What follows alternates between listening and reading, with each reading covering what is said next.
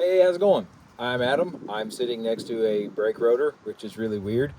We are about to do a brake pad and rotor replacement, and we're just going to get started and not bog you down. You came to the right spot. Let's get started. All right, we got a 14 millimeter here.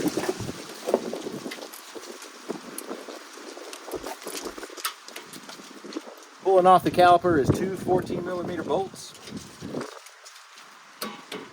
I'm gonna pop these out real quick. I'm gonna show you a little spot that I hang this caliper up, so that way you don't have to worry about stretching your brake hose. If you like videos that don't waste your time, get right to the point, I would give us a subscription, because we do this all the time. All right, now, if you put it just right, there's a slot on your frame. You can put one of these mounting spots here. Kind of hard to do it. A little bit hard to do it one-handed, but as long as you don't touch that, that should stay right there. You can zip tie it if you want. And right on the back side of our rotor, we've got a 19 millimeter bolt here and a 19 millimeter bolt here. And that's all we got to remove to get our bracket off that holds our caliper.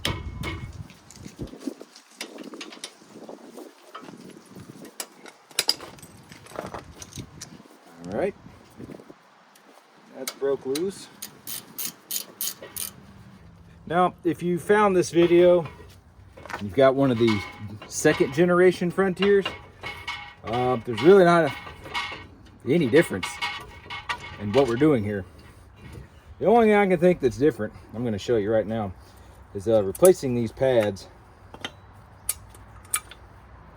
Here's our bracket, here's our pads. About the only thing different I can see is that these new OEM Nissan pads don't have these little shims. So we're gonna take our fingers and just pry this little plate off, okay? And then we're gonna stick it right back on our new pad here. And it should just snap right back in there like that. All right, so we'll do that with the other pad. This one's only got one. Maybe mine are just splitting. I can't, it looks like it's two pieces. Anyways, slow the video down. You should be able to figure it out. Okay, and now we're gonna pull this rotor off. To be honest with you, we'll talk about it in just a second once we get done. I'm really surprised at how much life is left, both on the rotor and on the pads. But for the sake of showing you how to do it, we're gonna go ahead and replace the rotor with some OEM Nissan. All right, so those are on. We can put our caliper bracket back on.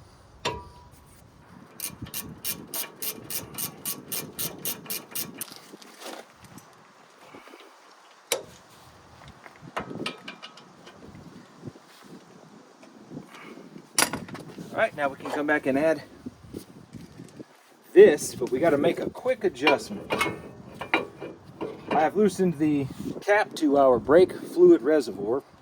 We're going to use one of these old pads here.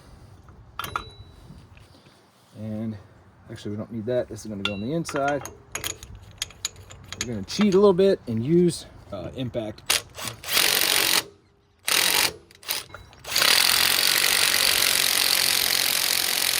Put our brake pads in like this. Stick them right back in the slot. All right.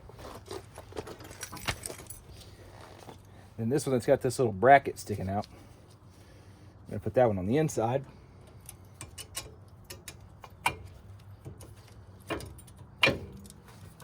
Squeeze that together. That should fit right back on.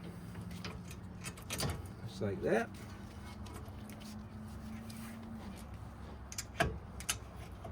Pretty much it.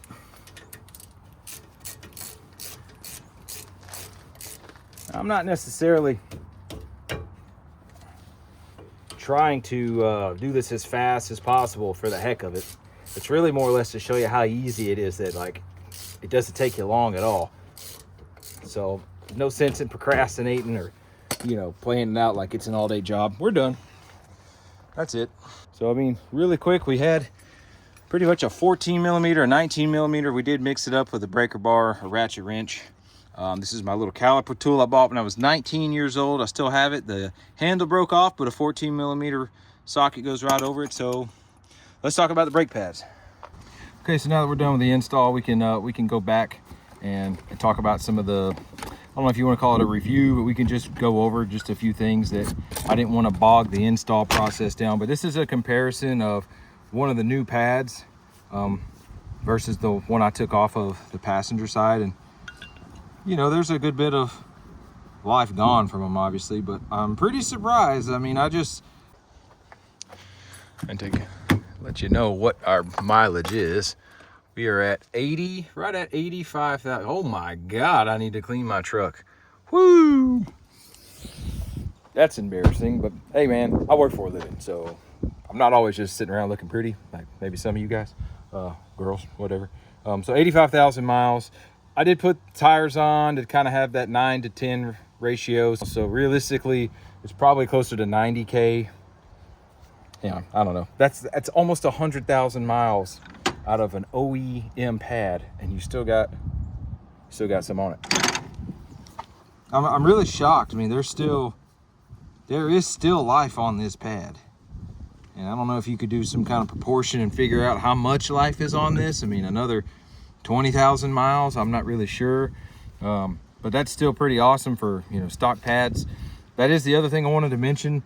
Both these pads are basically identical. You've got the Nissan emblem here.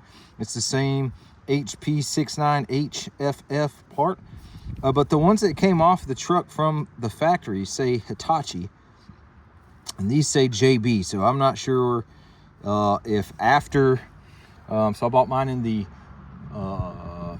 late fall of 22, and I just bought these like a month ago. We're in the end of 2024, so I don't know if from 22 to 24 we got a different manufacturer, JB versus Hitachi. Don't know, just something I noticed, figure I'd throw it out there.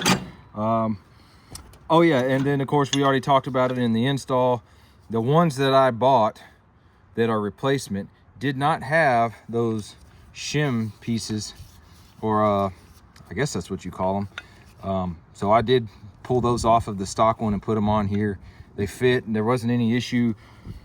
I figured there's really not a point in not doing that. You've already got them. It just clips right on. So yeah, thanks for checking it out. Hopefully you knock this out if you've got, this is no lie. It's taking me longer to raise and lower the vehicle and pull and try not to chip my paint on my black wheels than it is to actually do the brake job.